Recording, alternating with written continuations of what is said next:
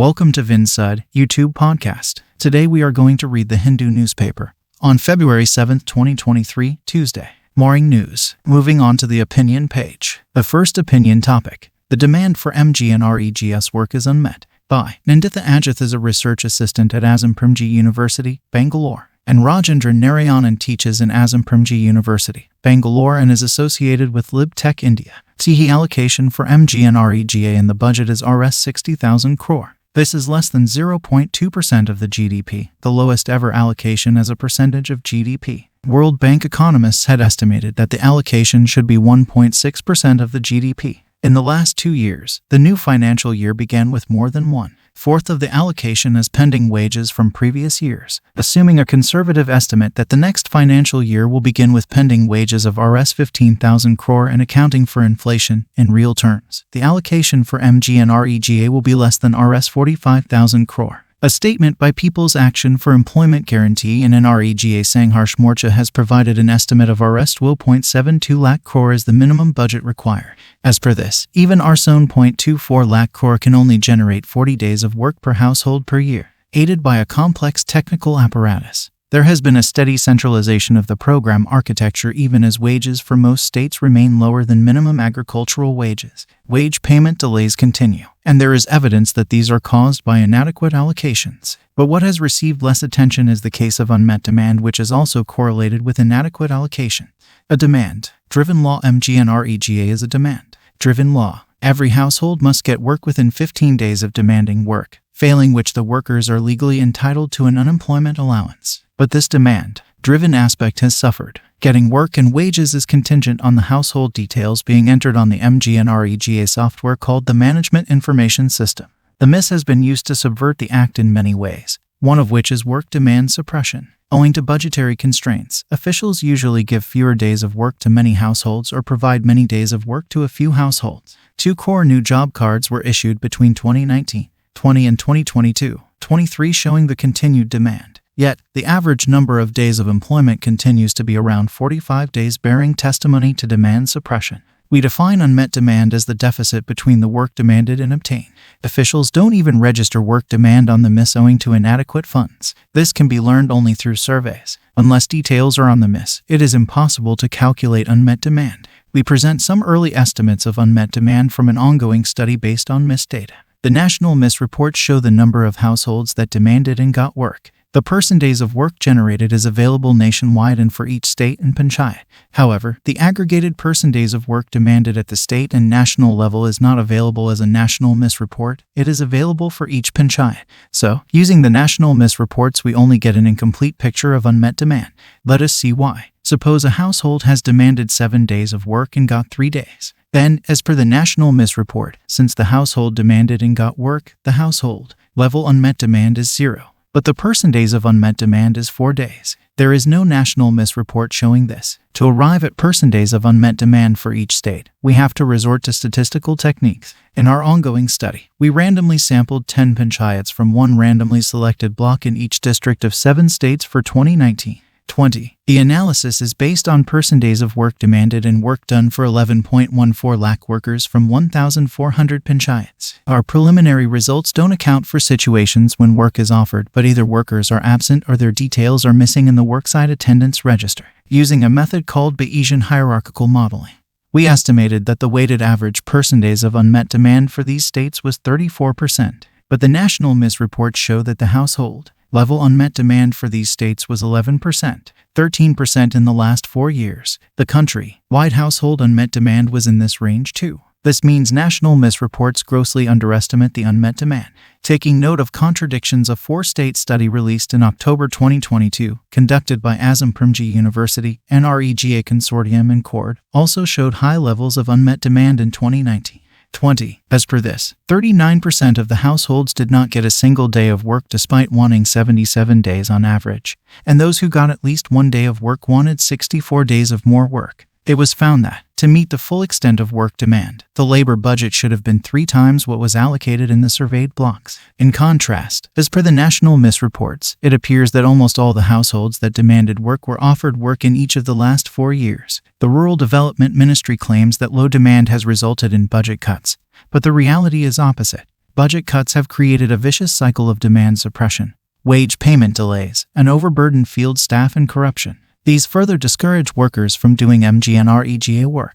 For the sake of transparency, the person days of work demanded must be made readily available for each state. Ground reports suggest that the recent introduction of an app to register workers' attendance has only increased worker woes. This is just the latest in a series of technical fixes when the real problem is underfunding and excessive centralization. Moving on to the next opinion topic. Power play ahead of polls. Stakeholders in the power sector question the promises of the BJP in Congress. As Karnataka gears up for assembly elections, both the ruling Bharatiya Janata Party and the opposition Congress have made big promises regarding electricity, ranging from free power up to a certain number of units to lower tariffs. It all started when the state's energy minister, V. Sunil Kumar, in December 2022, announced a reduction in tariffs from January 2023 in the range of 70 paise to Rs2 per unit.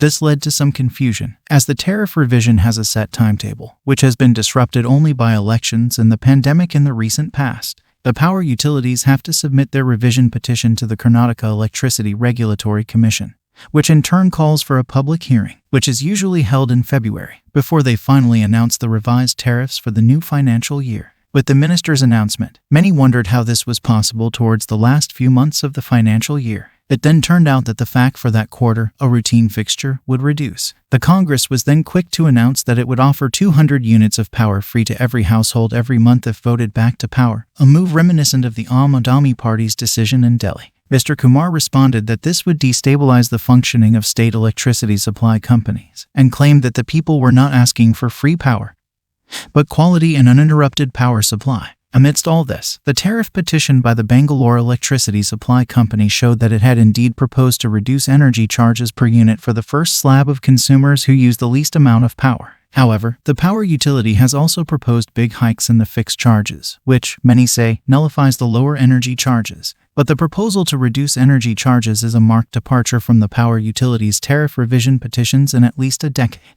Electricity consumers have had to bear with an increase, though not commensurate with the demand of the utilities, year on year. Stakeholders in the sector have questioned the plans of both these political parties. Karnataka, which for years struggled to balance its power demand and supply, has now emerged as a power surplus state, winning accolades especially in the renewable sector. However, uninterrupted power supply remains a challenge. Unscheduled power outages, especially during the rains, continue. This was a severe problem during the pandemic years when lakhs of employees were forced to work from home. Infrastructural challenges are constantly cited as a reason for this. Citizens and industry have also been questioning the rationale behind the steady upward revisions in power tariffs. Many have raised objections to paying a higher price for the same quality of power, though the ESCOMs have maintained that quality has improved over the years. In the Ministry of Power's 10th Annual Integrated Rating and Ranking of Power Distribution Utilities, of 52 state and private distribution utilities, the Bangalore Electricity Supply Company Limited and Gulbarga Electricity Supply Company Limited were at the lower end, with a C rating. Citizens have also raised questions about ESCOMs quoting higher power purchase costs as a reason to demand higher tariffs when Karnataka claims to be a power surplus state. In the light of all this, those familiar with the power sector ask how political parties make such tall promises.